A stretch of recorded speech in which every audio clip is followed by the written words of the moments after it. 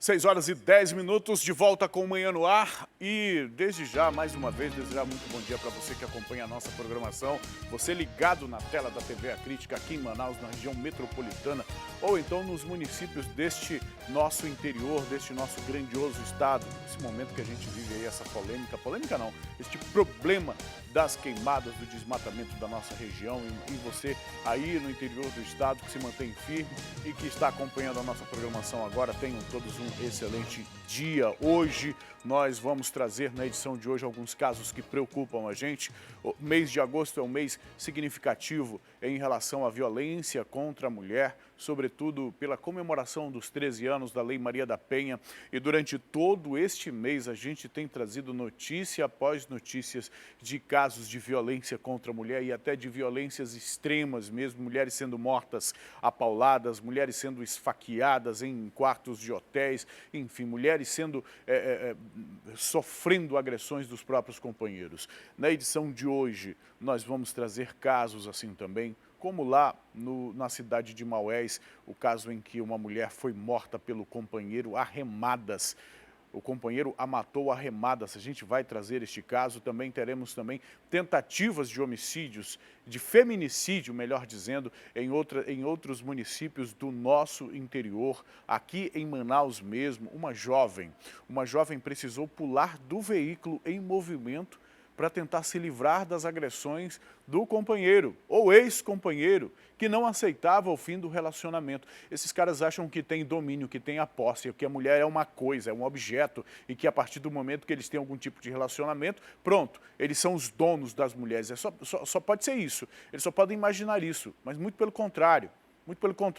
É uma pessoa, é um sujeito social, dono da sua razão, ou pelo menos deveria ser, das suas escolhas. E se a mulher diz que basta, basta, que acabou, acabou. Se ambos, que qualquer uma das partes diz que o relacionamento acabou, acabou, e esse aí não se conformou, ameaçou, a mulher precisou pular do veículo em movimento. Uma jovem arriscou a própria vida, porque talvez ela tivesse um destino até pior. E a gente lembra, há uma lei aí que tramitou em regime de urgência no Congresso Nacional, que agrava a punição nos casos de violência doméstica, a ponto de fazer o agressor, inclusive, a pagar as custas do SUS com o tratamento de saúde das pessoas que foram agredidas.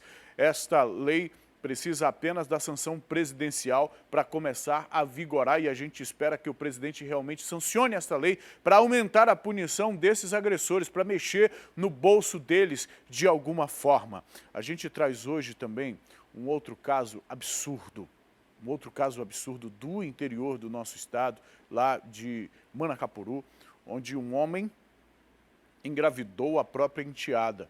Nós estamos falando de uma adolescente de 13 anos que inclusive já é mãe. Mãe de um filho resultado destes abusos, resultado desses estupros. Este homem foi identificado, foi preso, está aí aparecendo no seu vídeo de costas.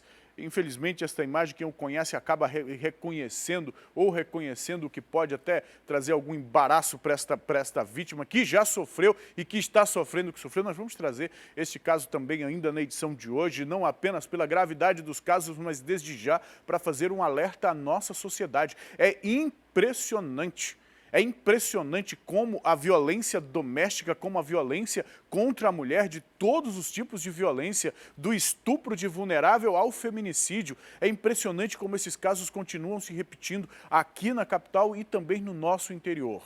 6h14, esses são alguns dos destaques que nós traremos na edição de hoje. E olha, e por falar nesses casos de violência contra a mulher, vamos começar com um caso aqui lá da cidade de Barreirinha, também no nosso interior. Por lá, um autônomo foi preso por violência doméstica. Esse suspeito esfaqueou a ex-mulher 6 vezes. Sabe por quê?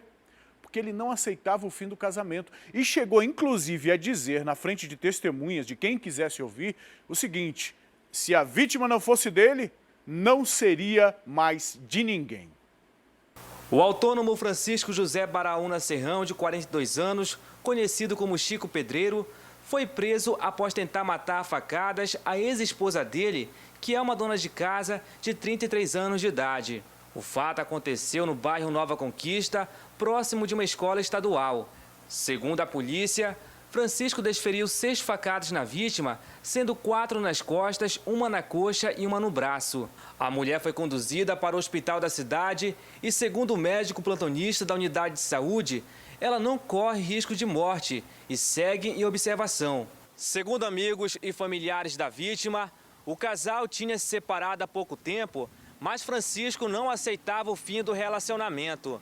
Por volta das 8h30 da manhã, ele abordou a ex-esposa na esquina da rua onde ela mora e, após uma discussão, começou a esfaqueá-la. Ele disse, segundo testemunhas, que se ela não fosse dele, não seria mais de ninguém. Algumas pessoas que presenciaram as agressões correram atrás dele. Para não ser linchado pela população, ele conseguiu chegar primeiro na delegacia e se entregou para as autoridades policiais. Francisco José está preso na 42ª Delegacia Interativa de Polícia de Barreirinha, à disposição da Justiça. Olha só a gravidade dessa história. Que direito esse homem tem ou teria de tirar a vida desta mulher ou atentar contra a vida dela? Ela não é propriedade dele. Mulher não é propriedade de ninguém. Em que sociedade esse monstro acha que nós estamos vivendo? Em que mundo ele acha que nós estamos vivendo? Este caso bem poderia ter sido um caso de feminicídio, mas foi uma tentativa. E aí as imagens, a gente viu ali a fotografia, as marcas das facadas na costa desta vítima. Olha aí, frisa essa imagem, por favor, Caio. Frisa essa imagem, por favor. Essa é a imagem do agressor. E a fala dele é a seguinte: se ela não for minha, não será de mais ninguém. Se não ficar comigo, não vai ficar com mais ninguém. Isso é o que ele fala de maneira em tom alto e claro para quem quiser ouvir. Então, a gente aqui, falando, e eu penso que quando falo, não estou falando só por mim, estou falando pela maioria das pessoas que estão nos assistindo neste momento, pela nossa população, pela nossa sociedade. Este homem precisa ser responsabilizado. A justiça precisa fazê-lo entender que ele não tem o direito sobre a vida de ninguém. De ninguém, nem dos filhos, se tiver algum tipo de filho, e nem da mulher, da ex-mulher neste caso, porque ela não quer mais um relacionamento com ele. Que mulher quer ficar casada com um monstro deste que é capaz de dar 6 facadas nela? Que tipo de amor é esse? Que tipo de cuidado, de carinho ou de vontade de estar com a pessoa é esta? Isso não existe, precisa ser mesmo responsabilizado um monstro como esse aí e ficar atrás das grades. 6h18, a gente segue falando de crimes cometidos no interior do estado, viu? Lá em Manacapuru, e que é pior, crimes cometidos contra o sexo feminino. E nesse caso aqui, olha que história absurda. Um homem foi preso suspeito de estuprar e engravidar a própria enteada, uma menina de 13 anos. A repórter Juliana Silva vai falar com a gente ao vivo sobre este caso, vai trazer os detalhes dessa história horrível. Juliana, bom dia para você, apesar do tema que a gente vai comentar aqui, conversar, e você sendo mãe, sendo mulher. Juliana, a mãe desta menina sabia desse crime? Que informações você tem?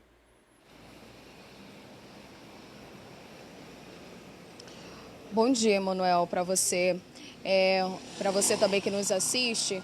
Olha, esse crime bárbaro, né, que a gente pode dizer assim, eu ainda não sou mãe, mas sou tia, né, e tenho aí algumas sobrinhas do coração também. A gente fica chocado com o que acontece hoje na sociedade. Bem, a mãe dessa criança, né, menina de 13 anos, ela não sabia. Tudo isso acontecia desde 2018.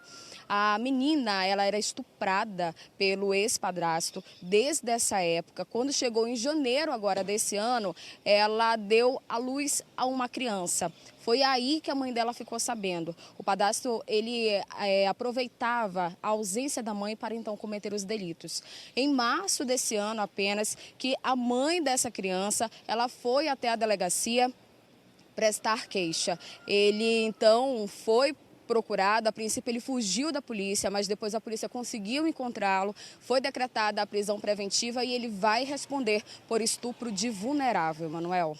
Agora, Juliana, em Maués, uma mulher foi morta a arremadas na frente da filha. Quem é o autor deste crime lá na cidade de Maués? O autor desse crime, Emanuel, é o agricultor Rosimar Salles Moraes. Ele tem 31 anos e, como você disse, a filha, né, dessa vítima, ela acompanhou tudo. O Rosimar, ele matou a ex-companheira a remadas e ainda levou ela para um pronto-socorro lá no município. Quando ele chegou, os médicos então viram toda aquela cena. A princípio, ele disse que ela tinha caído na canoa e apenas machucado a cabeça, mas todo mundo achou isso tudo muito estranho. Chamaram, então, a polícia. Foi quando foi decretada, né, a prisão dele. Ele vai ficar sobre aí os olhares da justiça. A criança, ela foi encaminhada para o Conselho Tutelar e vai ficar também sob tutela aí da assistência social, Emanuel. Juliana, obrigado pelas informações. Perdão pelo meu equívoco em relação à maternidade, mas eu imagino que você deve estar nos seus planos. De qualquer forma, como mulher, eu imagino que a sua percepção de crimes como este deva ser tão grave quanto a percepção que a gente tem aqui. Obrigado, daqui a pouco eu volto a conversar com vocês. Em relação a você que nos acompanha, que está assistindo a nossa programação, veja só a gravidade desses dois casos. No primeiro, nós temos uma criança, uma adolescente, vítima de um crime que certamente ocorreu não apenas uma vez e que culminou com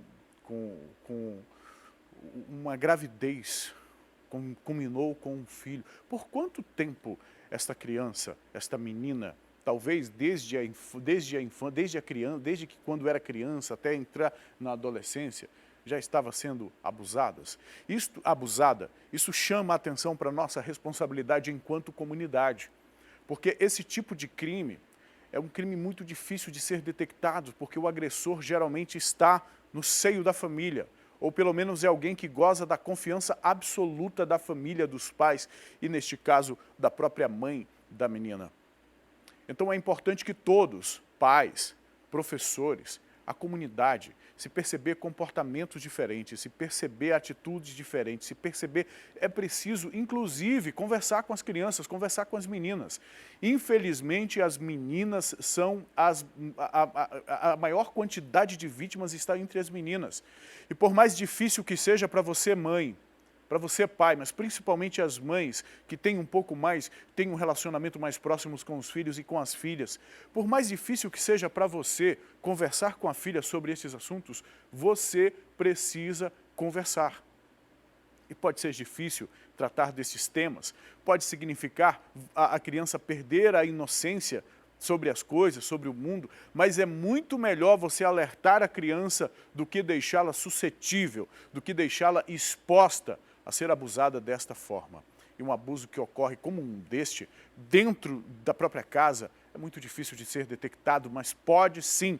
Professores precisam estar atentos a isso, inclusive é obrigação do Estado como um todo, é obrigação da nossa sociedade prestar atenção a isso, para protegermos a nossa infância.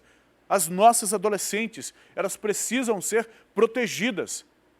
Precisam ser protegidas. A nossa infância precisa ser protegida. E falando dos casos de feminicídio, olha o absurdo deste outro caso. O cara agredir e matar a própria mulher a remadas na frente da família. A remadas. E nós estamos falando de uma cidade do interior. Nós estamos falando de um caso ocorrido no interior. Ambos os casos ocorridos no interior. Mais uma vez, nós estamos no mês de agosto. Hoje, certamente, mais de 1.000 mulheres até agora, de meia-noite para cá, já devem ter sido agredidas apenas dos casos que foram registrados, como conta o relógio da violência do Instituto Maria da Penha. Todos os dias é a mesma história e a gente aproveita esta oportunidade triste, esses exemplos lamentáveis, para mais uma vez fazer um alerta à nossa sociedade, às pessoas que estão nos assistindo. É hora de parar com tanta violência. E você? Você que é menina, você que está nos assistindo agora, aí na frente da televisão, talvez esperando a Crítica Kids, você que tem percebido uma atitude diferente de um tio, de um padrasto, de um vizinho, você que está me assistindo neste momento, não fique calada não. Se na sua casa a sua mãe não escuta, os seus tios não escutam, se ninguém na sua casa lhe dá atenção, acredita no que você está dizendo, procure na escola. Procure na escola, vá na escola, chame um professor, chame o diretor, chame a pedagoga da escola, converse.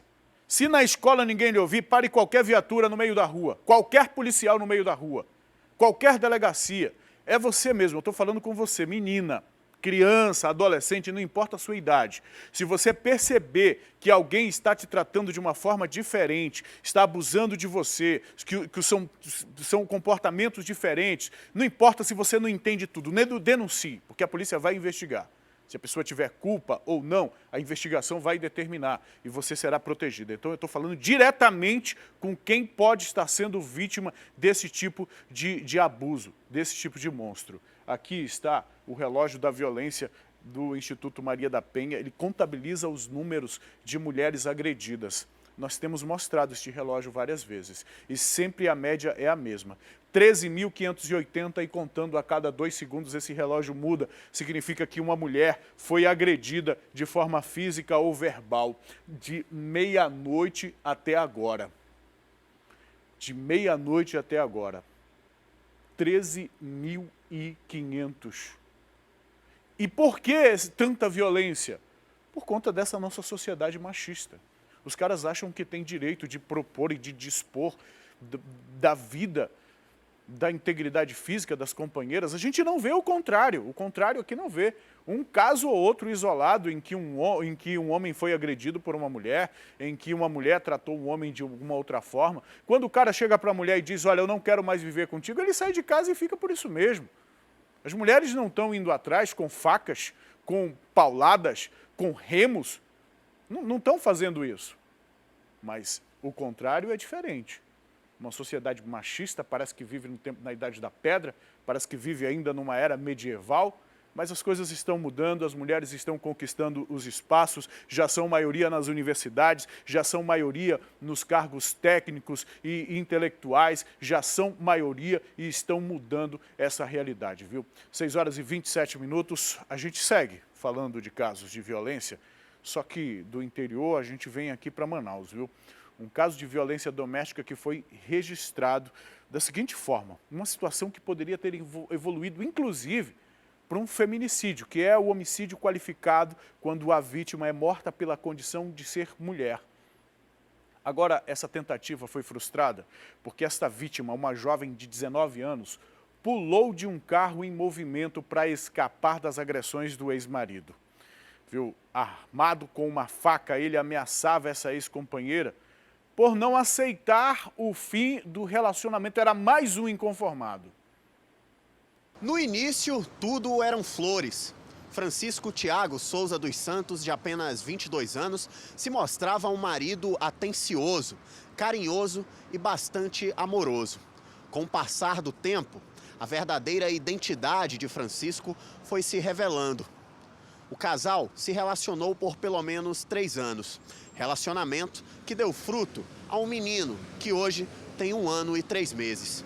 Durante a relação, a vítima, uma jovem de apenas 19 anos, começou a desconfiar do comportamento de Francisco.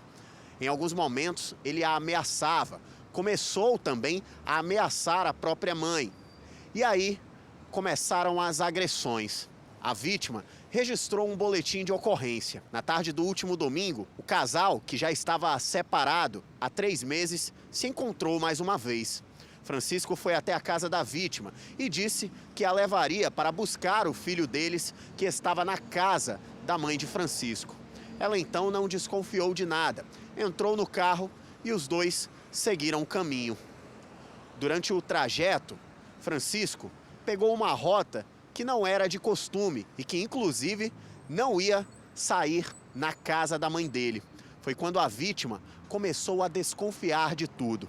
Dentro do carro, Francisco começou a ameaçá-la e disse que naquela tarde os dois iriam resolver o problema que eles tinham. Isso porque Francisco nunca aceitou o fim da relação e dizia a todo momento que queria a vítima de volta. Ela, é claro, cansada das agressões, nunca aceitou reatar essa relação. Já no carro, Francisco puxou uma faca e disse que se ela gritasse ou se recusasse a seguir caminho com ele iria furá-la ali mesmo. Foi quando a vítima, desesperada, resolveu tomar uma decisão. Em um determinado momento, quando o carro diminuiu a velocidade, ela não pensou duas vezes. Abriu a porta do passageiro e se jogou do veículo. Antes dele me buscar, ele estava me tratando normalmente, falando comigo normal. E quando eu entrei no carro, que ele passou do caminho, aí que ele começou a me tratar diferente. Foi quando ele puxou a faca pra mim e começou a falar coisas estranhas. Eu fiquei nervosa, comecei a gritar e ele mandou não gritar, porque senão ele ia me furar ali mesmo. Eu quero que a justiça seja feita, né? Não que eu queria que isso chegasse onde chegou, mas foi preciso, porque senão eu poderia ter sido mais uma vítima hoje. Francisco Tiago Souza dos Santos foi preso por policiais civis aqui da Delegacia Especializada em Crimes contra a Mulher em cumprimento a um mandado de prisão preventiva por ameaça seguida de lesão corporal. Inclusive, dia 5 de agosto, ela também registra de lesão corporal, onde ele, nessa entrega de filho, bateu nela. Foi separado por familiares dela, mas ele também a espancou nesse dia 5 de agosto. Então, menos de 15 dias, já novamente ele entrando em contato com ela, já querendo ameaçá-la de morte, e ela decidiu, entre a minha vida, eu prefiro cair fora. E ela abriu a porta do carro e desceu quando viu um quebra-mola próximo. Como ele diminuiu a velocidade, ela caiu, mas mesmo assim, ela ficou muito machucada e pediu socorro ali no momento, e naquele momento que ela estava pedindo socorro, ele ainda tentou atropelá-la. Esses são um relato muito forte dela. Ele nega, ele diz que não foi dessa maneira, que ele disse que ele queria levá-la para um banho. Mas o impressionante da história é o relato dela. Nós representamos pela prisão preventiva e saiu hoje. E nós já cumprimos esse mandado. Eles sempre dizem que não é da maneira como a mulher está contando. A troco de que alguém ia pular de um carro em movimento, podendo colocar em risco a própria vida? A troco de que uma mulher, uma jovem iria inventar uma situação como essa? E jovem mesmo. Pode ser que o rapaz aí esteja inconformado com o fim do relacionamento, porque gosta da moça, porque quer continuar vivendo com a moça. Mas, meus amigos, é desta forma que o homem conquista uma mulher, que o homem convence uma mulher a ficar e a estar ao lado dele? É desta forma que um homem deve tratar uma mulher?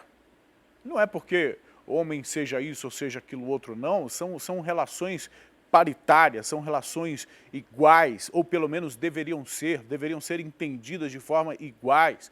Os dois precisam querer para poder dar certo. Como é que o cara acha que vai manter uma mulher do lado dele fazendo ameaças?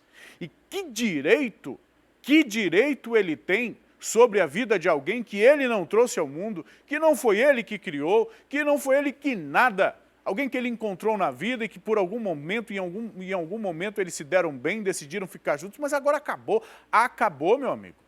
Acabou. Vida que segue, e vida, é disso que nós estamos falando, do direito à vida, e ninguém tem o direito de colocar em risco a vida de outra pessoa. A polícia agiu, está preso, as medidas protetivas deverão ser tomadas neste caso e precisarão ser cumpridos. É importante que esta vítima mantenha essas medidas protetivas e comunique à polícia qualquer tipo de ameaça, viu? Qualquer telefonemazinho, qualquer mensagenzinha ameaçando, as vítimas precisam informar a polícia. Você mesmo aí que está nos assistindo, você que tem medida protetiva, você que vive esse tipo de situação, já esteve sob ameaça ou está sob ameaça, e que muitas vezes guarda para você as ameaças que recebe. Não guarde, não.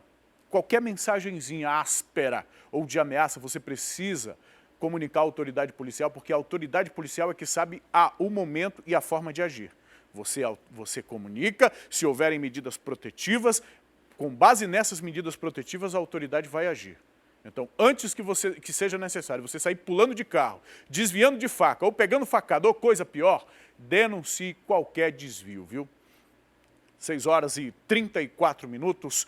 Olha, vamos voltar a falar de casos de polícia lá no interior do estado do Amazonas, porque em Tabatinga o assassinato de um professor foi desvendado pela polícia. Eu vou conversar com o repórter Bruno Fonseca, que tem informações sobre este caso, ele que já está posicionado na frente do Instituto Médico Legal.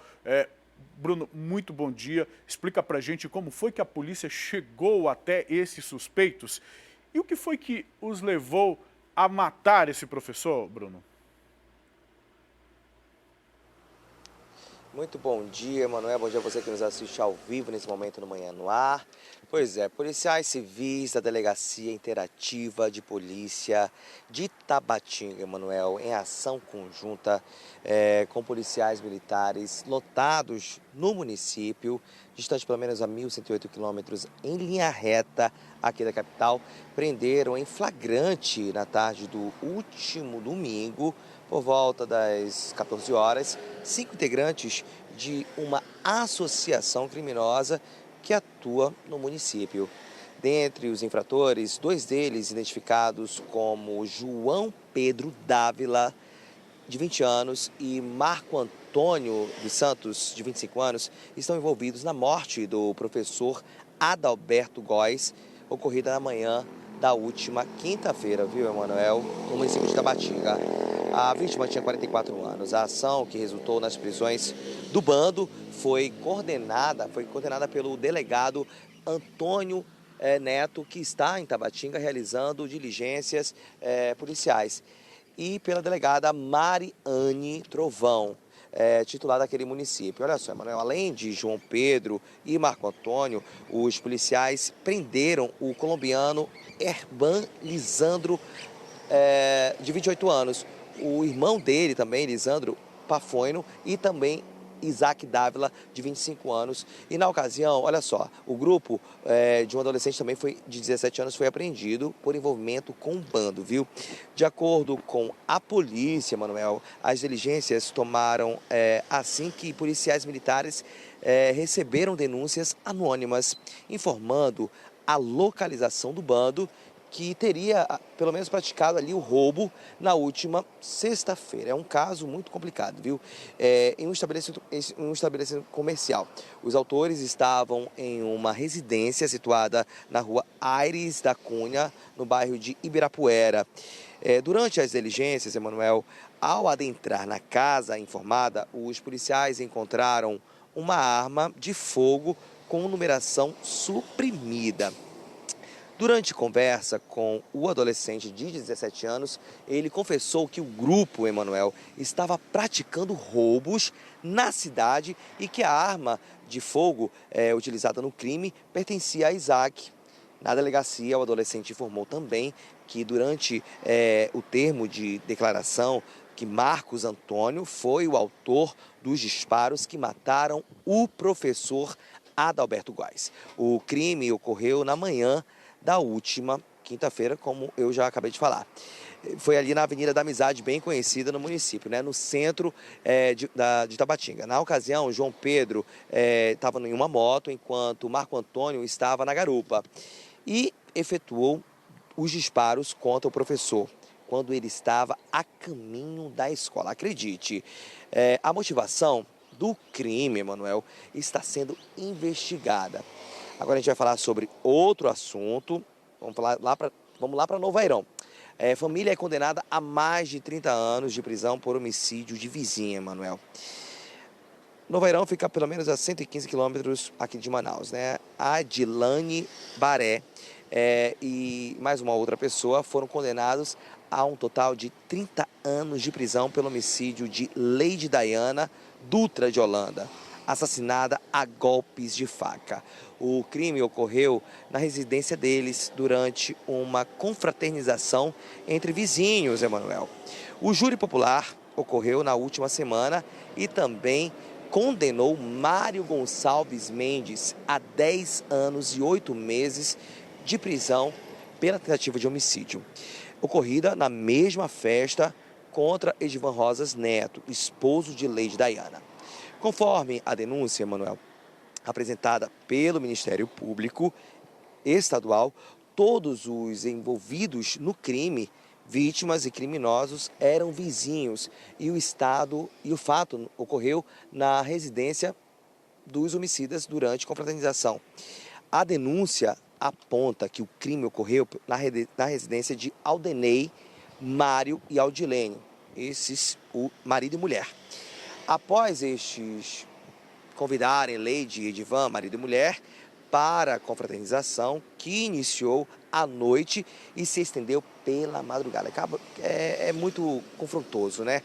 E durante a festividade, por volta das 5 horas, Leide se deparou com Edilene e ali foi uma confusão toda. Ao presenciar o fato, Leide se dirigiu à cozinha da residência para comunicar o ocorrido a Mário.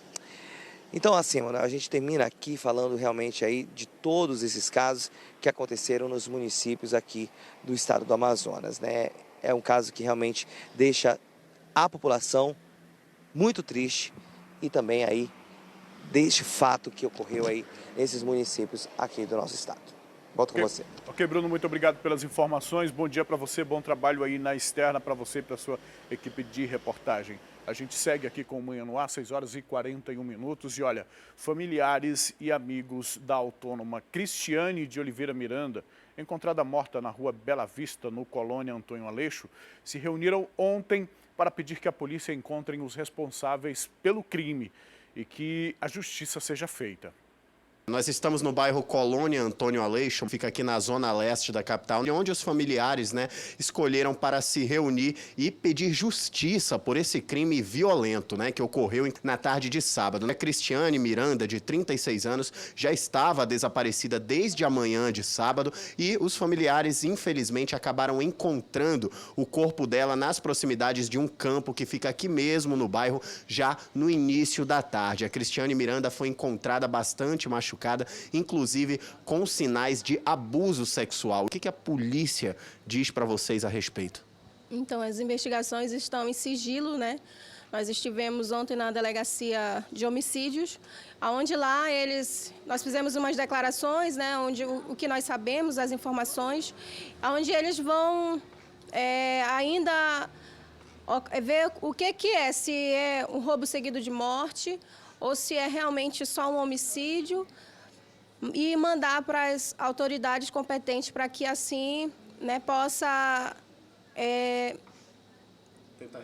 tentar resolver o caso. E a pessoa que fez isso com ela acabou com as nossas vidas também. Minha irmã era uma mulher trabalhadora, todos os dias saía às 6 horas da manhã para trabalhar. Ela não era nenhuma pessoa qualquer, ela trabalhava muito. Beatriz, como é que fica o sentimento de vocês como filhas, perder a mãe assim tão precocemente? Ela era jovem, 36 anos. De muita tristeza, e raiva, pelo que fizeram, com ela. A gente quer justiça. E Cristiane é uma pessoa assim que a gente não tem o que falar. Foram 3 anos trabalhando comigo. Apesar de morar muito distante do local de trabalho, nunca se atrasou. Saía de madrugada, às vezes estava muito escuro, e sempre era a primeira da equipe a chegar. Ela tinha sonhos de um dia montar o espaço de bronze dela com várias meninas que trabalharam comigo, já hoje estão fazendo. É uma alegria, mas infelizmente ela não conseguiu realizar o sonho dela. Essas foram as palavras dos familiares, amigos, pessoas que conviveram por muito tempo com Cristiane Miranda, que infelizmente não está mais entre nós. A gente espera, é claro, a família espera, toda a sociedade espera que a Delegacia Especializada em Homicídios e Sequestros de fato consiga identificar o que realmente aconteceu, consiga identificar esse suspeito e essa pessoa seja levada à justiça e pague por seu crime. A gente continua falando dos casos de polícia e olha, quase todos os dias nós trazemos aqui algum tipo de ocorrência lá da zona sul da cidade.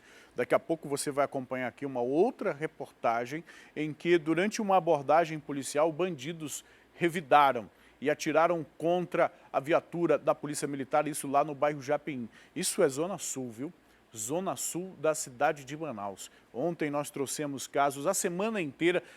Já tem mais de um mês que nós estamos mostrando essa sequência de assassinatos. Neste caso aqui, uma sequência de assassinatos. Neste caso aqui, um grupo que tinha acabado de roubar um veículo. Foi identificado pela polícia, os policiais fizeram o trabalho dele e aí tiveram a viatura crivada de balas por conta desses bandidos que se atiram contra a polícia.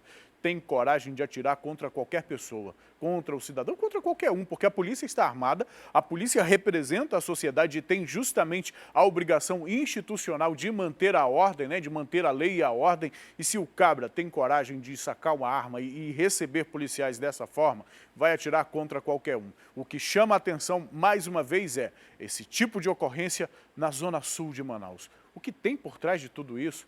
O que está por trás de tanta violência, o que está por trás de tantas ocorrências numa área apenas da cidade de Manaus, é só você acompanhar os noticiários e prestar atenção na proporção de crimes, e crimes graves, crimes violentos que têm ocorrido na zona sul da cidade, comparando com outras áreas de Manaus, viu? A gente traz daqui a pouquinho essa reportagem. Agora eu quero trazer um outro caso, de certa forma até curioso. Um homem foi denunciado pela sogra por agressão. Só que na casa desse suspeito, lá no bairro Zumbi, a polícia encontrou uma arma de fogo e drogas. Naturalmente, ele foi preso. Uma ameaça à sogra terminou exatamente desse jeitinho aqui. O homem preso. Esse sujeito foi identificado como Denilson da Costa Palheta, de 22 anos de idade, morador de uma comunidade do bairro Zumbi. Agora, o que será que ele fez para ter sido preso em flagrante e ter vindo parar aqui no 25º DIP? Pois é, essa história, na verdade, começou no último domingo. Era para ser um dia ali em família e tal, só que ele acabou se desentendendo com a própria sogra e fez uma ameaça a ela usando uma arma de fogo. A história não termina aí. A sogra dele veio até aqui a delegacia, registrou um boletim de ocorrência por conta da tal ameaça. Os policiais, para averiguar essa informação, foram até a casa dele. Entraram lá no imóvel, ele falou que não devia nada à justiça, mesmo já tendo passagem em 2015 por conta do porte ilegal de arma de fogo. Só que os policiais não ficaram satisfeitos com a história contada por ele. Começaram a procurar os objetos ilícitos no quarto dele. Na primeira gaveta, logo de cara, já encontraram a arma, com todas essas munições não deflagradas. A partir daí, os policiais já entenderam que aquela informação procedia. Só que a história continuou. Os policiais encontraram entre a cama e o colchão a balaclava e dentro dela essas porções aqui de óxido. E o que chama a atenção são todas essas embalagens plásticas. Ao que tudo indica, esse sujeito aqui estava preparando essas drogas aí para repassar para os usuários que residem aqui na zona leste da cidade. A partir daí, a história já começou a se complicar para o lado dele. Ele resolveu contar uma versão bastante mentirosa ao delegado aqui do DIP. Disse simplesmente que estava caminhando na rua de casa quando um colega passou e jogou ali tudo isso aqui. O que ele fez? Ao invés de falar que não iria guardar os materiais ilícitos, ele resolveu guardar. Ele alega que estava na rua na ocasião em que um nacional apenas conhecido como Macaquinho estaria passando na rua, fugindo da polícia e teria arremessado sobre ele esses materiais, para que ele guardasse. É essa a alegação dele. De qualquer forma, é um crime. Sim, com certeza. Na ocasião da abordagem policial, além da arma de fogo e munições, a equipe de investigação também localizou material entorpecente, uma balaclava, sacos plásticos, que caracteriza, pelo menos em tese, a mercância de substância entorpecente. Agora ele deve esclarecimentos à polícia. Vai ter que responder aí por que ameaçou a própria sogra. Nessa mesma história aí, ele vai acabar respondendo por inúmeros crimes. Primeiro deles, ameaça, a arma também que estava na casa dele, inclusive as drogas. Ele, como já citamos, que já é um velho conhecido da justiça, foi preso em 2015 e agora, em 2019, voltou a cometer o mesmo crime. Complicado. Eu quero chamar a nossa interação aqui, minha diretora, por favor, 6 horas e 49 minutos. Nós temos um textão aqui que eu vou inclusive ler para as pessoas que estão nos acompanhando pela rádio, viu? Bom dia, meu amigo Emanuel Cardoso, já estou ligadinho assistindo o programa Manhã no Ar. Amanhã acordamos cedo todos os dias para assistir o programa. Somos fã de você e do programa. E é um programa de excelência, estão de parabéns, vocês representam a voz do povo. Sem vocês a sociedade seria bem fraca, que Deus lhe abençoe sempre, você aí no programa Manhã no Ar e todos os trabalhadores da programação A Crítica. Sobre as mulheres, meu Deus, lamentável que fazem com essas guerreiras mulheres para ser bem tratada, mas infelizmente tem gente que pensa que mulher é brinquedo dele. Se não der certo, é bom que ambos se separem, pois eu amo minha esposa. A Tânia, a esposa da pessoa que faz esse comentário. Tenha um bom dia, que Deus abençoe sempre. Mande um alô para minha esposa, para Tânia, também para a irmã, para Kate. Ela é sua fã. Quando estou dormindo, ela me acorda para ir falar e fala assim: mano, começou o programa Manhã no Ar com o galã de Parintins. Eu não sei quem foi que mandou a mensagem, não tem aqui. Muito obrigado a você pela audiência, pela confiança no nosso trabalho, no trabalho da nossa equipe. Esses casos de violência contra a mulher são, de fato, casos revoltantes e, de fato, eu concordo com você, ninguém tem o direito de tratar mal quem quer que seja. E é isso, muito obrigado pela interação que chega para a gente pelo nosso WhatsApp, 992912167, é por onde você pode participar com a gente. Antes de seguir com as notícias aqui, eu gostaria de chamar a atenção dos nossos telespectadores aqui da TV A Crítica, as pessoas que nos acompanham pela internet também, dos nossos ouvintes da FM O Dia, da 93.1, está circulando um vídeo em grupos de WhatsApp de um abuso de vulnerável, um bebê que está sendo estuprado nessas imagens. A polícia se manifestou em relação a este conteúdo e afirma que este caso não ocorreu aqui no estado do Amazonas. Não ocorreu no estado do Amazonas. De acordo com a informação, inclusive, da Delegacia Especializada em Crimes contra a Criança e o Adolescente, teria acontecido na cidade de La Paz. Agora vem a parte que a gente quer fazer aqui, compartilhar justamente a informação com o público. Porque muitas vezes a pessoa recebe um conteúdo desse tipo no aparelho telefônico, no grupo de WhatsApp, e acaba compartilhando. Compartilha para o grupo da família, ou compartilha com algum amigo. Muitas vezes compartilha porque ficou preocupado, porque ficou revoltado, porque achou chocante. E tem alguns que são doentes mesmo e que consomem esse tipo de coisa. Deixa eu te explicar uma coisa, isso é pornografia infantil. É crime. É crime filmar, é crime armazenar, é crime compartilhar. Ah, mas não fui eu que fiz, chegou no meu telefone celular aqui, não foi eu que enviei, nem nada. Mas se está no seu telefone e você não apagou, se durante uma abordagem, uma blitz, uma verificação da polícia foi encontrado esse tipo de conteúdo no seu telefone, você vai responder pelo crime de pornografia infantil. Não sou eu que estou dizendo, quem diz isso são as autoridades. Se você tem dúvida, pega aí, vai em qualquer delegacia, procura um delegado, um escrivão, um investigador, o que for. Procure, pergunte, se informe. Se informe. Se caso você não acredite no que eu estou dizendo aqui agora. Mas se esse programa tem um mínimo de credibilidade, nós estamos dizendo para você o seguinte: há um vídeo absurdo de um estupro de vulnerável, um estupro cometido contra um recém-nascido, como um bebê, contra um bebê.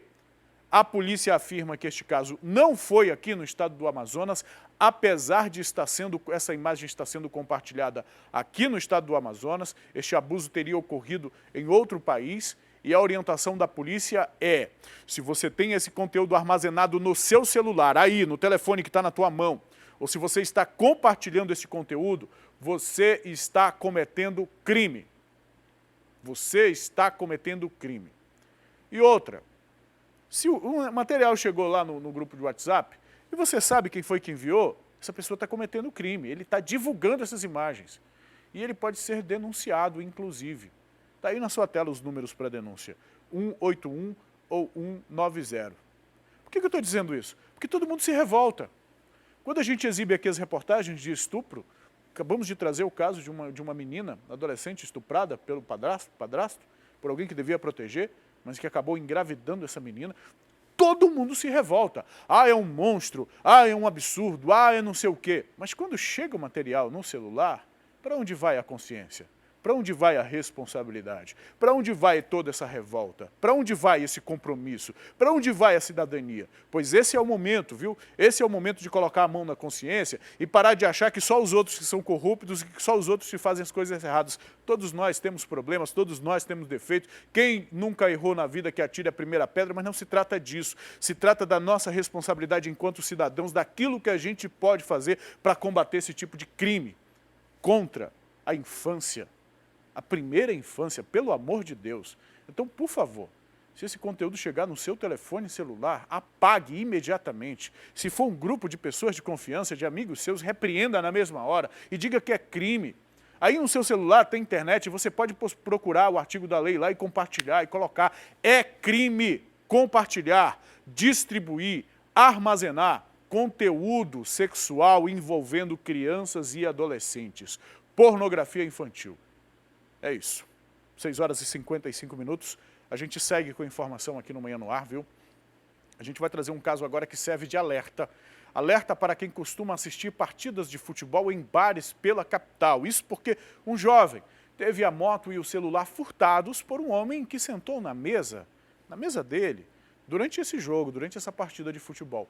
O suspeito aproveitou uma distração da vítima, né? Ali assistindo o jogo, todo mundo é amigo, né? Todo mundo torce pelo mesmo time, tá todo mundo ali na mesma vibe, todo mundo se divertindo, talvez tomando aquela gelada, apesar de que beber e dirigir não é correto, mas o cabra sempre tá tomando alguma coisa quando chega no bar. Chega alguém, senta, é do mesmo time, é parceirão. Nesse caso aqui, esse parceiro aproveitou a distração, pegou a chave do veículo e correu, fugiu. Agora o jovem pede ajuda para recuperar a moto. Já imaginou você trabalhar anos para conseguir um veículo e por segundos essa moto aí é levada por criminosos? Pois é, essa situação aconteceu com o Antônio Carlos. Ele estava assistindo o jogo em um bar que fica localizado no centro da capital. Ele nem imaginava que o pior ia acontecer. Ele fez amizade com um rapaz que também estava nesse estabelecimento. Por um descuido, a chave da moto estava na perna do Antônio Carlos, juntamente com o celular. Ele olhou para o lado e, em seguida, o amigo que ele conheceu no bar deu o bote nele. Correu com a chave da moto e conseguiu levar o veículo do Antônio Carlos. A gente vai conversar agora nesse momento com ele, que está bastante angustiado com essa situação, que foi um descuido seu, né, Antônio Carlos? Infelizmente aconteceu essa situação. Você conheceu o cara lá no estabelecimento, é isso? Lá no estabelecimento, nós estávamos todos bebendo, assistindo os gols. Quando de repente ele pegou a chave de cima da minha perna, a chave e o celular e correu. Muito rápido a ação. Foi muito rápido. Ele correu no centro, aí depois eu voltei para ver minha moto, ele subiu em cima da moto e foi embora. Agora, Antônio Carlos, é uma situação preocupante, né? Você confessa que foi um descuido seu, você nem imaginava que esse rapaz seria um criminoso? Nunca ia imaginar um negócio desse. Porque nós estávamos bebendo, parecia todo mundo amigo, né? Num bar, sai que num bar todo mundo parece legal, mas ninguém desconfia de ninguém. Aí aconteceu isso. Agora, um detalhe, gente, que chama a atenção é que o Antônio Carlos, ele já conseguiu encontrar a mãe desse suspeito. Como que você conseguiu chegar até a mãe dele? Nós estávamos na Redenção, aí investigando por nós mesmos. Aí até que chegamos no bar, aí perguntamos, aí foi dando os detalhes, aí fomos chegando até o local. Chegamos no local, a mãe dele disse que não fazia muito tempo que não via. Aí chegamos a falar com ela umas 2 vezes, aí depois ela não dava nenhuma explicação para nós. Aí, pista sobre o paradeiro dele? Pista sobre o paradeiro, e não deu nada. É uma situação triste, né, para vocês agora. Aí nós ligamos, ela trocou o número, né, com nós, ligamos para ela e depois ela falou que ele estava morando na Compensa. Aí ninguém está entendendo mais nada porque ela falou que não sabia, né. Aí depois ela começou a ligar para ele, aí falar com ele, aí Não dá para entender. Como você está acompanhando, o próprio Antônio Carlos tentou resolver a situação, ele investigou, mas em seguida ele já registrou o boletim de ocorrência. Nesse momento nós vamos conversar com o pai do Antônio Carlos, porque a moto não é dele, é do pai, que conseguiu com bastante esforço, né? E está aí angustiado com essa situação. Muito, porque a moto, né, é minha ferramenta de trabalho. Eu trabalho no jornal há 40 anos, vendo jornal na rua, né? Então eu preciso muito da moto. Eu saio de manhã, vou entregar meu jornal agora, eu tenho que ir a pé todo dia, saindo e prestando a moto dos outros.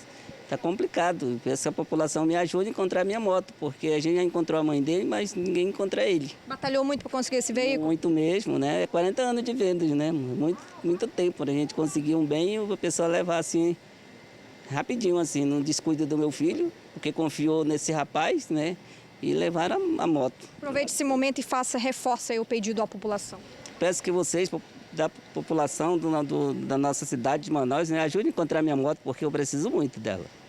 Aí, um pedido de clamor de um pai de família, uma situação aí que acabou, infelizmente, né, nesse furto aí da moto do nada que aconteceu no último domingo. As vítimas já registraram um boletim de ocorrência e agora contam com a ajuda da polícia e da população para encontrar esse suspeito e identificar aí o veículo que foi furtado. Se você tiver alguma informação sobre a localização dessa motocicleta ou sobre o suspeito, basta entrar em contato com a polícia pelos telefones 190 da Polícia Militar ou 181 da Secretaria de Segurança. São 7h01. Neste momento a gente encerra a nossa participação pela rádio, pela FM O Dia, agradecendo aos nossos ouvintes, as pessoas que nos acompanham de segunda a sexta, sempre de 6 até às 7 da manhã. Tenham todos uma excelente quarta-feira e amanhã, a partir das 6 da manhã, tem Manhã no Ar de novo. Viu? Aqui pela tela da TV A Crítica. Aqui pela televisão nós seguimos até às 8h30 da manhã e continuamos trazendo informações para você da área policial, sobre essa área especificamente voltada para veículos. Viu? Um jovem de 26 anos foi preso após anunciar uma moto furtada em um site de compra e venda. Após ter vendido em um site de compra e vendas esse veículo. A vítima foi quem identificou a moto na internet. Ela se passou por compradora, marcou um encontro e acionou a polícia. A vítima foi até um supermercado que fica localizado na Avenida Curaçao. Chegando lá, estacionou a moto e fez as compras. Quando saiu, o veículo não estava mais. Foi aí que a vítima registrou o boletim de ocorrência. No dia seguinte, ela viu a moto, estava em um site de compras e vendas. Foi aí então que a vítima se passou por um comprador e pediu reforço dos policiais da 15ª SICOM.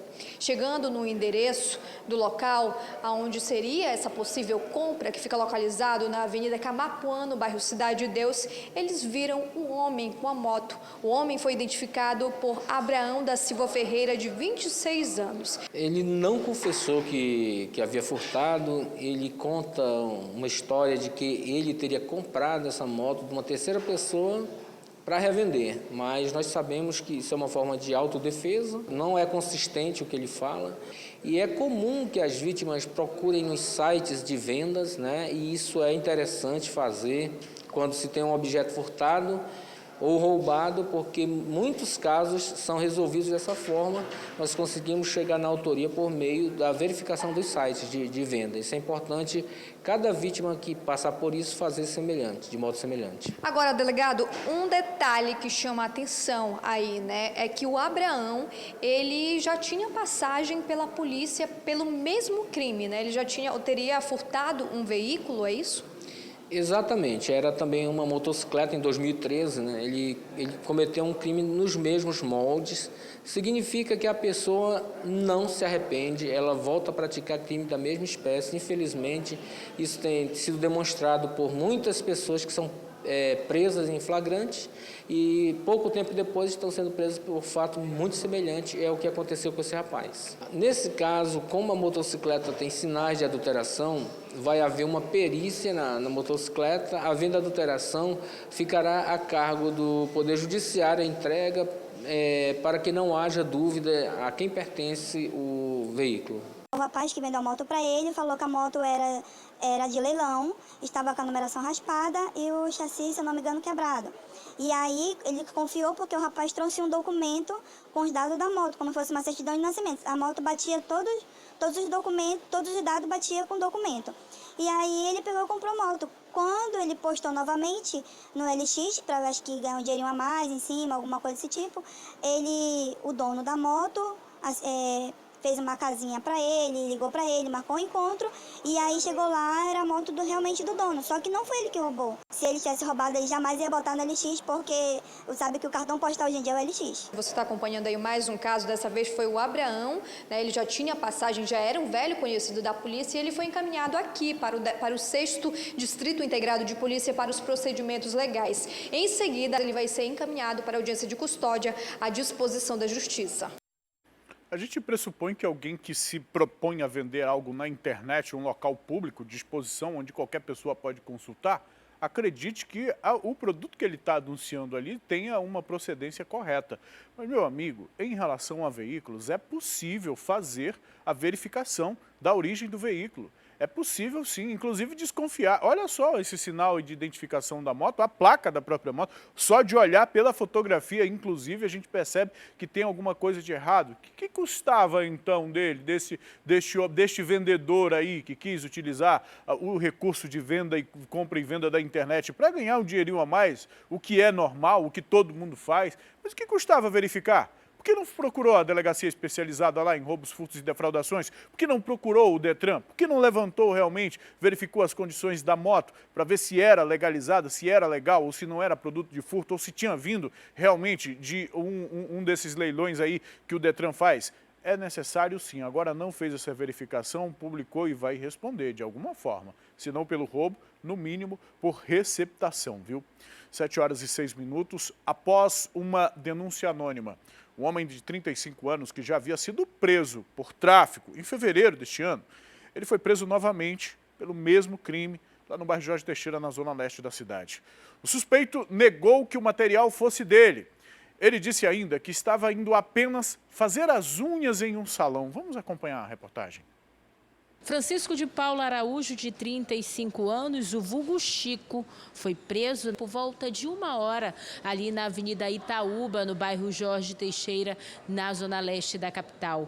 Foi através de denúncias anônimas que os policiais do 14º Distrito Integrado de Polícia conseguiram pôr as mãos nesse homem que estava ali traficando drogas naquela área. Os policiais fizeram um cerco ali e conseguiram prender o vulgo Chico, que estava em posse de 2 tabletes de maconha do tipo skunk e mais 3 pinos de cocaína. Já é um velho conhecido da polícia, porque não é a primeira vez que ele é preso. Ele também foi preso em fevereiro deste ano pelo mesmo crime. Quem vai dar mais detalhes é o doutor Cristiano Castilho, delegado titular aqui do 14º DIP. Já é bem conhecido da polícia, vocês tiveram que ir em outro carro para ele não suspeitar que a polícia estava atrás dele, né, doutor?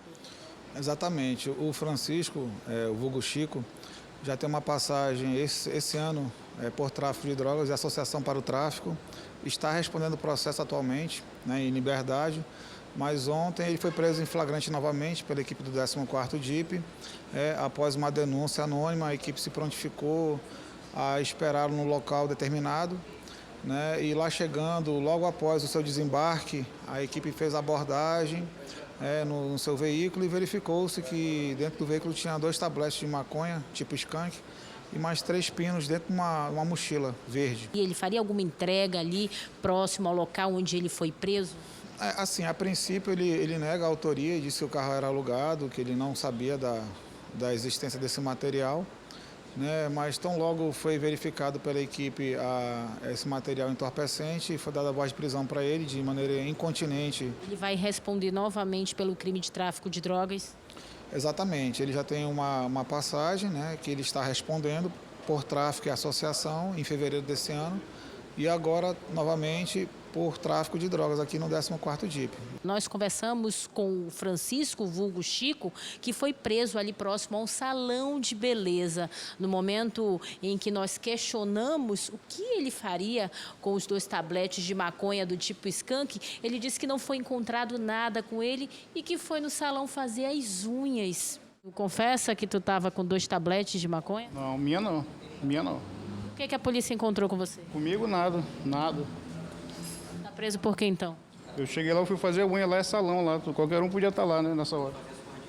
Francisco de Araújo, o vulgo Chico, está preso aqui no 14º DIP e vai passar pela audiência de custódia e vai ficar à disposição da Justiça. Olha, na zona sul de Manaus, uma viatura foi atingida por vários tiros. E para saber mais sobre este caso, eu converso agora com a Tamires Claire. Ela já está posicionada aqui, vai conversar ao vivo com a gente sobre isso. Tamires, muito bom dia para você. Conta pra gente o que aconteceu, que informações você tem sobre esses disparos aí contra os policiais? Oi, Manuel, bom dia para você, bom dia a todos que nos acompanham. Olha, o que aconteceu foi que ontem à noite, essa viatura, que é da 9ª SICOM, da 9ª Companhia Interativa Comunitária, foi atingida por vários tiros depois de entrar em uma perseguição policial. Eles estavam perseguindo um carro que, de acordo com as informações da polícia, estava em atitude suspeita, né? Esses suspeitos que estavam dentro do carro, eles começaram a pedir para que o carro parasse, mas as pessoas que estavam dentro do veículo não atenderam a esse pedido dos policiais. Foi quando a viatura começou a persegui-los. Isso aconteceu ali no Distrito Industrial, ali na rua Buriti, na Avenida Buriti. E aí os carros eles foram em direção ao Japim. Quando o veículo dos suspeitos chegou ali na Avenida Penetração, eles se depararam com uma rua sem saída, ali na Rua Penetração 3, no Japim. Eles saíram do carro e começaram a atirar contra os policiais, que também revidaram os tiros. Mas ninguém foi atingido, a gente não tem informações sobre ninguém ferido nessa ação policial. A gente também não sabe ainda quem são essas pessoas que estavam dentro do carro, porque esses suspeitos saíram correndo, pegaram inclusive uma outra moto e fugiram. Os policiais não conseguiram encontrar esses suspeitos e, de acordo ainda com as informações policiais, o carro em que eles estavam era um carro roubado. Eles levaram esse veículo para a delegacia especializada em roubos e furtos de veículos ali no bairro de Flores, né, que fica ali perto ali enfim, fica ali no bairro de Flores, e eles, inclusive, já encontraram o dono desse veículo que tinha sido roubado. Mas até agora ninguém foi preso, Emanuel. Eu penso que você quer dizer que a delegacia fica perto do Aeroclube, né, Tamires? Exatamente. É sempre para onde vai esses veículos. E mais uma vez, o que chama a atenção para a gente, eu até tinha comentado, Tamires, no início do programa, essa violência na zona sul da cidade. Quase que diariamente nós trazemos algum caso aqui de algum homicídio, algum tipo de acerto de contas, e agora criminosos disparando contra a polícia, bandidos que atiram contra a polícia. Primeiro que essa pessoa não tem medo do que pode vir do revide. E o que realmente preocupa a todos nós, eu imagino que você compartilha essa preocupação comigo, é que esse tiroteio está acontecendo nas ruas, próximo a casas, numa área residencial, e de repente alguém dormindo em uma residência ou, sei lá, fazendo qualquer coisa dentro de casa, pode ser alvo de uma bala perdida desta aí, enfim. Tamires, obrigado pelas suas informações, daqui a pouco a gente volta a conversar. Bom, a gente está falando desses casos de violência na zona sul da cidade, agora eu mudo um pouquinho da área policial, vamos para o trânsito, porque nós temos também as imagens do drone da TV A Crítica, que nesse momento sobrevoa a Avenida Torquato Tapajós, lá no bairro de Flores, está sobrevoando Torquato no bairro de Flores, e a gente percebe aí, o trânsito no sentido centro-bairro é tranquilo, esse horário, agora são 7h13, mas no sentido oposto, do sentido bairro-centro, a gente percebe o trânsito bastante carregado aí nesta área de Flores, de quem vem aí das zonas oeste, da zona norte principalmente, na direção do centro da cidade. Muitos veículos que ocupam as 4 faixas da Torquato Tapajós neste momento no sentido centro. No entanto, o trânsito está fluindo, devagar, mas está fluindo, está andando. O drone, o Alex fez aí essa manobra para a gente, a direção estava ainda há pouco, a gente estava com a visão no sentido da Zona Norte, agora a gente acompanha, segue a Torquato Tapajós, o fluxo no sentido a Zona Sul da cidade, e aí, olha só, o trânsito segue, olha aí, segue tranquilo, segue carregado de quem vai para o centro. Aqui a retenção começa a ficar um pouco maior. Eu imagino que um pouco mais lá na frente, próximo do viaduto, a gente teria uma situação diferente desse trânsito, um gargalo maior, porque conforme a gente vai se aproximando da região mais central, o trânsito fica um pouco mais lento. Alex, mostra o panorama que você estava mostrando ainda há pouco, por favor. Vamos ver essa imagem panorâmica aí. O drone está na região centro-sul da cidade, mas ao fundo a gente olha para a região sul. Ali nós temos a Arena da Amazônia, que é sempre uma imagem bonita, e este céu esbranquiçado sobre a capital amazonense, resultado aí dessa fumaça toda que se levanta na nossa região, esta fumaça que infelizmente a gente imagina que pode aumentar nos próximos dias, principalmente durante todo o mês de setembro, quando as queimadas e os focos de incêndio se intensificam. Alex, muito obrigado pelas suas imagens, pelo sobrevoo do drone da TV A Crítica. Daqui a pouco a gente traz mais imagens do trânsito de algum outro ponto da cidade, mas agora já deixamos o motorista informado. Quem está saindo, vai sair de casa daqui a pouco, vai encontrar esta realidade aí na Torquato Tapajós, viu? E olha, daqui a pouco eu vou trazer um caso de um professor que denuncia um gestor de uma escola por agressão. Né? Uma situação absurda de dentro da escola. Enche a tela, por favor, dessa imagem. Este é o denunciante, né? Nós temos aí o registro de um boletim de ocorrência. Ele está saindo do Instituto Médico Legal, certamente porque foi fazer o exame de corpo de delito. É o procedimento natural, sempre que alguém denuncia alguém por agressão, faz o exame de corpo de delito, porque é o exame que determina se houve agressão, a intensidade da agressão, e com base neste exame a autoridade policial encaminha o processo. Se foi uma lesão corporal média, grave, leve, enfim, a partir daí. O que chama a atenção para este caso é o fato de ocorrer dentro do ambiente escolar, entre educadores, entre as pessoas que têm a obrigação, o dever de educar, o dever de conduzir outras pessoas. O que é educação, meus amigos? Educação é preparar alguém para viver em sociedade. É preparar alguém para enfrentar, para viver em sociedade. É isso que é educação. O último resultado da educação. É por isso que a gente diz que a educação começa em casa, porque são os pais os primeiros a orientar os filhos. Noções, valores, respeito e tudo mais. E essa educação é complementada na escola, com outros valores, com outros conhecimentos, com outras vivências, com outros compartilhamentos. E os professores e os gestores do ambiente público, do ambiente de ensino público ou privado, não importa, têm justamente o papel e o dever de serem os guias, o papel de serem os orientadores, de mostrarem os caminhos. E exemplos desse tipo aqui são complicados. A gente traz daqui a pouco essas informações, viu? 7h17 foi sancionada a lei estadual que dá prioridade a mulheres vítimas de agressões no atendimento do Instituto Médico Legal. A gente acabou de mostrar uma foto aí de alguém lá, do professor na frente do instituto, foi justamente atrás de um laudo, foi justamente atrás de um exame. E é isso que essa lei coloca prioridade para as mulheres, viu? Com essa nova regra, o laudo que comprova a violência vai ser emitido em, no máximo, 24 horas. Esta mulher foi vítima de agressão do ex-marido. Ela conta que precisou se jogar de dentro do carro para escapar do agressor. Ele passou pelo local que tinha bastante quebra-molas e quando ele passou ele reduziu a velocidade e eu aproveitei e me joguei do carro. Foi quando eu caí, ele ainda veio pra cima de mim com o carro, só que um outro carro que estava atrás parou bem na minha frente e ele foi embora. Aí logo depois apareceu uma viatura e me trouxe até a delegacia onde eu fiz tudo BO, todas as coisas.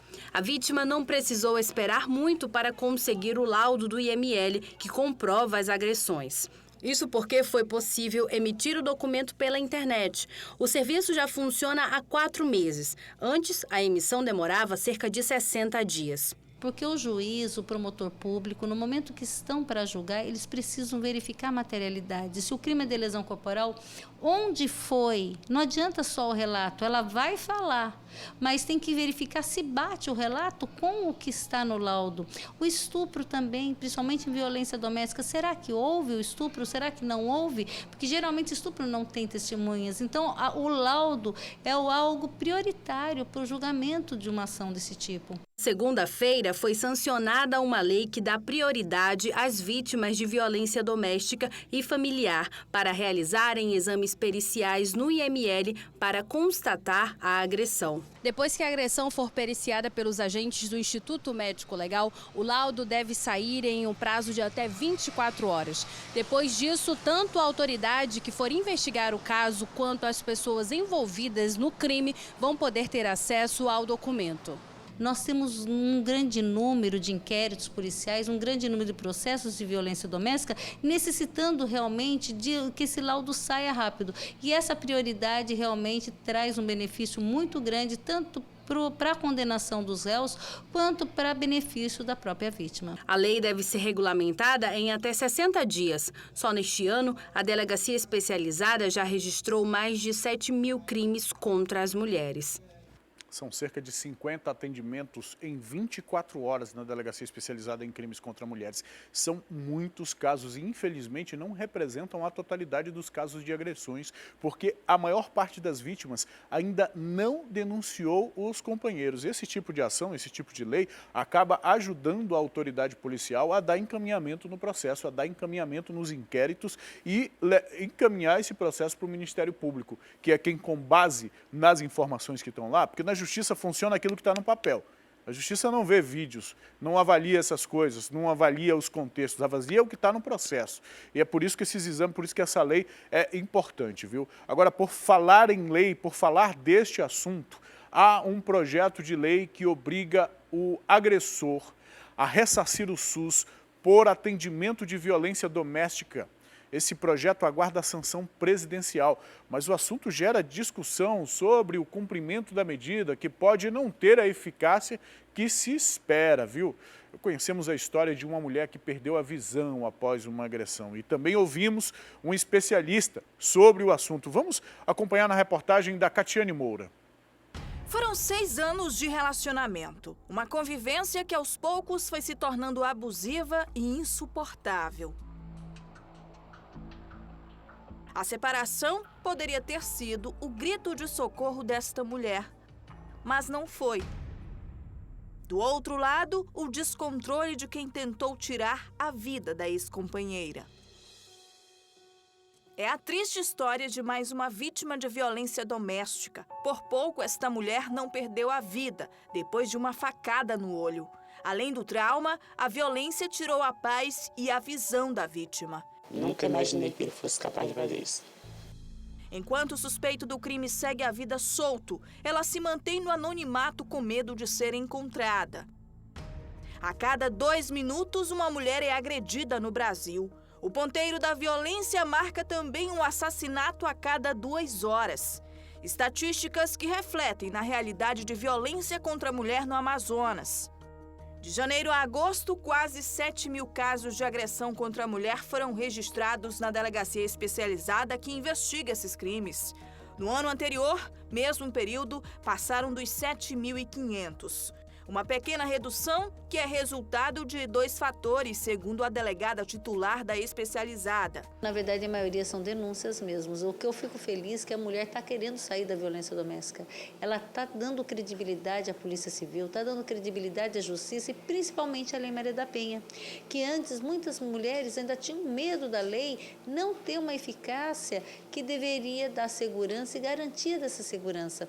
E hoje elas estão se sentindo empoderadas, encorajadas encorajada, sabendo que o problema dela será resolvido. A maioria das agressões que chega na delegacia está associada à ameaça e injúria, consideradas um sinal de alerta para a violência física ou até mesmo feminicídios. Este ano, 15 já foram registrados.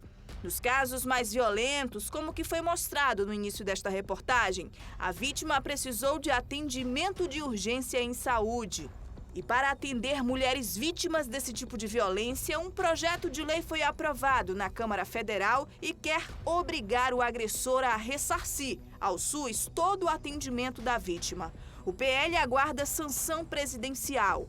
A lei prevê que o agressor seja punido financeiramente pela agressão cometida, ou seja, ele terá que ressarcir ao Sistema Único de Saúde todos os gastos no atendimento dessa vítima. O texto ainda diz que os bens da mulher não podem ser usados para pagar os custos. A delegada Débora Mafra elogiou a iniciativa e a preocupação dos governantes com a causa, mas questiona a viabilidade do cumprimento da lei, levando em consideração o perfil da maioria dos agressores. A maioria dos agressores, eles têm trabalho informal, não tem uma carteira assinada, não tem uma profissão definida. Isso é a maioria do Brasil também, e a maioria do Brasil sempre vai refletir nas estatísticas, não adianta. A vítima citada nesta reportagem é um exemplo que se encaixa nos termos da lei. Desde a agressão no mês passado, ela precisa de atendimento semanal pelo SUS. No entanto, o agressor, que ainda é procurado pela polícia, não tem renda fixa. Como poderia pagar? O agressor não vai ter, na verdade, como indenizar isso. Então, acredito que virará uma dívida ativa após o trânsito julgado. Que antes do trânsito julgado, a gente não pode dizer que ele é culpado. Então, não dá para responsabilizar ele se ainda a justiça não o penalizou ou não o condenou por aquela prática daquele crime. Então, eu vejo várias assim, nuances que traz uma ineficácia desse tipo de lei, né? Eu acho plausível estar pensando em violência doméstica, plausível estar pensando na vítima também, mas eu não fico vendo uma efetividade que teria que ser dado para uma lei nesse tipo de lei. Com a aprovação ou não da lei, o Estado é recomendado pelo Ministério da Saúde a oferecer serviço diferenciado a qualquer mulher vítima de violência, seja doméstica ou sexual. O Amazonas já conta com um programa que atende mulheres, adolescentes e crianças em situação de violência, o SAVES. O serviço dispõe de atendimento em local seguro, onde a vítima é tratada por médicos e psicólogos. Ele chega para a gente e a gente acolhe essas mulheres, né? Junto com a psicologia, com o serviço social, nós enfermeiros, para a gente fazer os atendimentos todo mundo junto, né? Para que essa vítima não sofra mais constrangimento que ela já passou. Esta psicóloga explica que muitas dessas vítimas sentem vergonha de procurar o atendimento de saúde, porque em alguns casos não têm coragem para denunciar a violência sofrida. Muitas vezes essa vítima ela deixa de procurar o atendimento por não conhecer, por não saber que existe nas unidades de saúde uma equipe especializada para atendê-las, né? E que em decorrência dessa violência pode ocorrer outras situações. Então, o que a gente quer é acolhê-la, que ela tenha voz, empoderar essa paciente, né, de ter o local de escuta qualificada para ela. A profissional destaca que a denúncia é importante, mas a mulher precisa estar com a saúde mental e física em boas condições para enfrentar qualquer problema. É o que esta dona de casa tem feito, cuidado da saúde e se fortalecido, na espera de que seu agressor seja punido pelo crime. Ele ia me matar, que era para me matar mesmo. Tudo que eu fiz, trabalhando, dando trabalho para me deixar desse jeito. Eu só peço justiça, eu quero justiça. É preciso regulamentar. Se a lei é criada, a lei precisa de uma regulamentação que faça com que ela seja cumprida. No Brasil nós temos muito disso, né? Nós temos leis que são muito boas, outras que são fracas realmente, que trazem um sentimento de impunidade, mas pelo menos nos últimos tempos nós temos percebido um certo envolvimento da classe política, porque são eles, os parlamentares, que têm a obrigação de legislar, um comprometimento em relação à causa da mulher ou à violência contra a mulher. O que é difícil de regulamentar, de pegar no bolso destes homens, desses agressores? Qual que é o problema de fazer cumprir, de criar a regulamentação para que eles de fato sejam cumpridos no bolso? E eu digo o seguinte, não só em relação aos agressores de mulheres não, mas também de outros crimes. Porque hoje, nesse país aqui, quem rouba, por exemplo, não tem responsabilidade de ressarcir aquilo que roubou. Quem faz o tráfico de drogas e enriquece com isso, não paga imposto com base no patrimônio que tem. E o agressor bateu na mulher, deu prejuízo, agrediu, deixou a mulher machucada de uma forma permanente, precisa pagar sim, viu? Precisa pagar sim, viu? 7h28. E olha, a gente vai fazer agora, minha diretora, vamos fazer um intervalo? Vamos fazer um intervalo? E daqui a pouco, depois do intervalo, a gente traz o caso de um professor do Colégio Militar que fez uma denúncia contra o gestor da escola. Ele diz que levou um tapa no rosto. Agora, você teve o celular roubado nos últimos meses? Atenção, hein? Daqui a pouco a gente traz informações sobre este assunto. A polícia tem uma lista de celulares que foram recuperados durante uma operação. É informação para daqui a pouquinho, depois do intervalo.